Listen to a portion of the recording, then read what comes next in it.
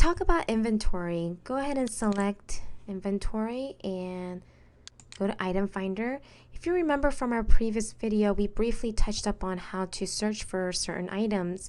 If you have the barcode in front of you, you can select item IPC and scan, or you can select the description and manually type in what you're looking for. So I'm going to go ahead and type in the letters BE and see what we pull up.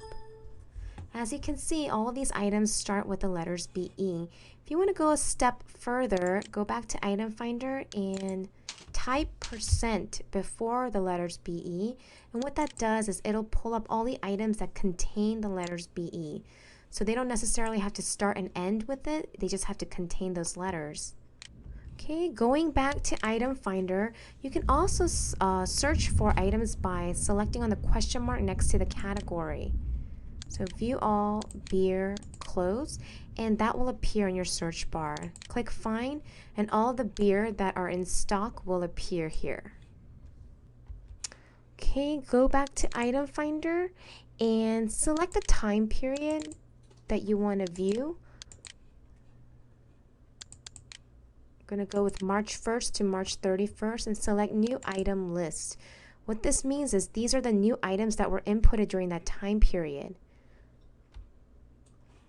So new items that were loaded into the system during March 1st through March 31st will appear here. If you go back to item finder, select the time period again. But this time we will go for the updated list. Updated list just means all the items that were updated, you know, any changes that were made, the name, the price, the barcode, whatever the changes may be, those items will appear for that time period. Go back to item finder and again go to March 1st to March 31st and select the sold item list. These are items that have been sold during that time. It's pretty straightforward. I want to also mention, if you go back to the item finder, you can include the items that were discontinued, that were sold during that time, or that were updated during that time, or that were inputted during that time. If you uncheck it, then those discontinued items would be excluded from the list. You can also sort your searches by the item code, short description, and all of these options found below. Okay, we're going to go ahead and close. That concludes the item finder. Let's move on to the advanced finder. Just as the name suggests, it is advanced, so check the category, select the question mark, view all, select beer, close. Again, check category 2, select domestic. What this does is your searches will appear in this order. So I guess the domestic beer within the beer category will appear. Only those will appear. So if you select finder,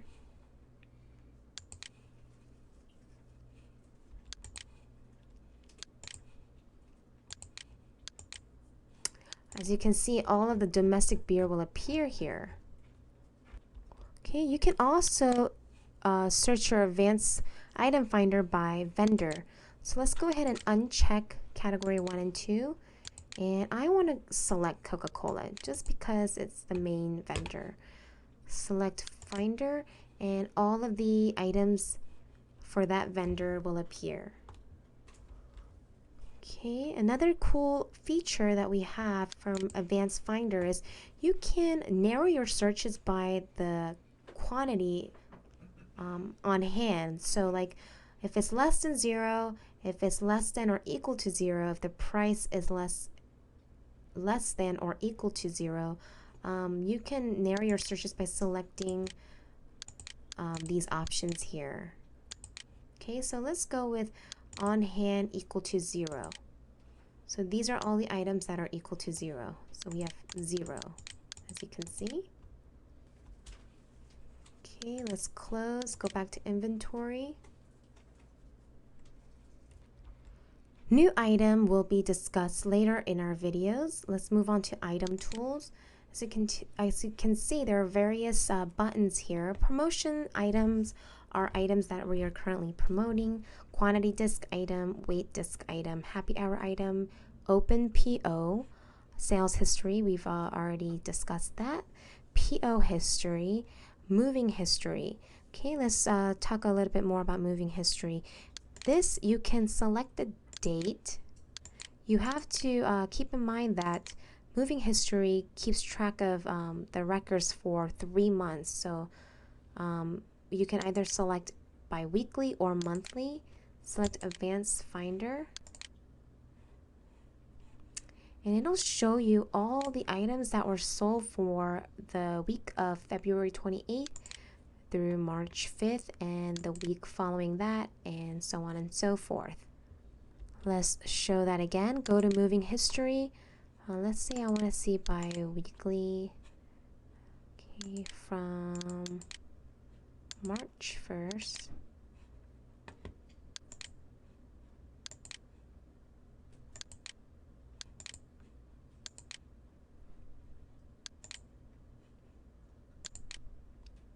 I want to select a different vendor. Okay, Finder. Okay, so it shows that we sold 0 for the week of March 1st through March 7th. But for the March 29th, it looks like we sold 1. Okay, you can either print this. You can see a preview. As you can see, if I expand this, you'll see the sales history. So you can print this for your record, whatever you prefer, or you may just view it this way. Okay, let's close. Best items just means the best sellers. Select the date again.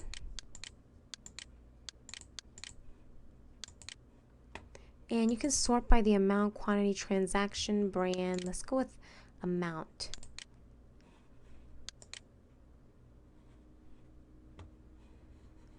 And it just shows you all the items from Empire that were the best sellers. Okay, let's close. 0 movings just mean that things that did not sell. Okay. Update sold quantity, update weight, update profit. These are just once you set up your POS system, you just need to check them once. We will discuss them later on. Moving on to make category. This is when you want to create a new category. You can select new category. You can say drinks.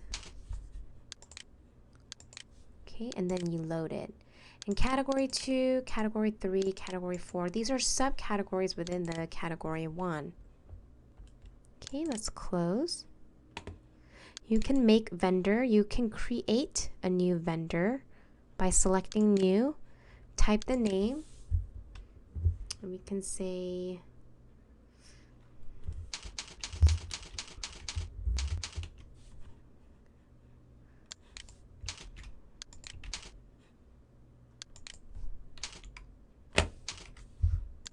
can generate an ID. Okay. Put their contact information, phone, fax, and then you save. That's how you can create a vendor.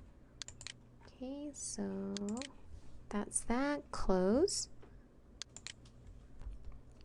Label maker is if you want to create labels to put on the shelves or on products, you can do so by selecting the item and scanning it.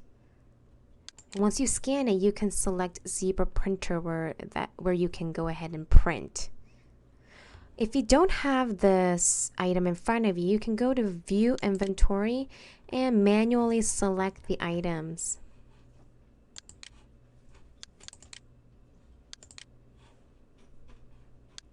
And all these items will appear. Then you can go to Zebra Printer and choose the format of your labels, and then close and go to Zebra Printer, and then you can print. Okay, let's play around with this a little more. Let's go back to Label Maker, and I don't have the item in front of me, so I'm gonna manually look it up. gonna type A. Let's go with this. Select the item that you want to create a label for. Make label, make label, make label. Okay, once I'm done, you're going to see that the selected items will appear here. And if you make a mistake, you can always select it and delete or delete all. And once you're ready to print, you're going to go to Zebra Printer and you can see the format of the labels. You can see the previews by selecting on preview, click OK. And if you like that, you can go ahead and select printer and click OK, and that'll print out your label. Okay, let's go ahead and close out. Discontinued items just means all the items that have been discontinued. Item list, you can print or cancel. Price list, you can print or cancel. Barcode, same. Vendor item list, same. Item inspector, this is items that are not assigned categories. Okay, so let's view. Okay, as you can see, there are some items that have not been assigned a specific category. Okay, and that is the item tools. Let's go ahead and close. The physical inventory, make changes to inventory. If you want to change the brand, the vendor, item number, the name, size, color, you may do so by entering that information. Click OK, and that updates the physical inventory. Open order just means, if you remember from a previous video, if a customer walks in and they want to hold their order, then you may do so. Let me go back and show you. If you go to cash register and you can save order and make note. We can do today's date.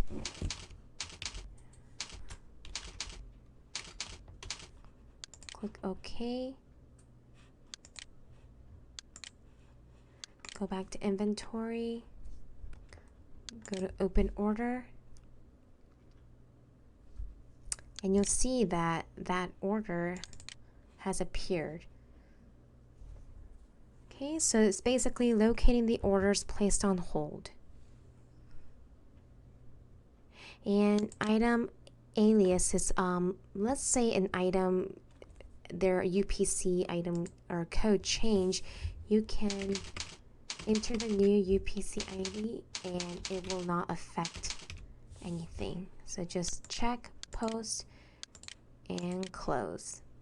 And that concludes our inventory training segment. Thank you.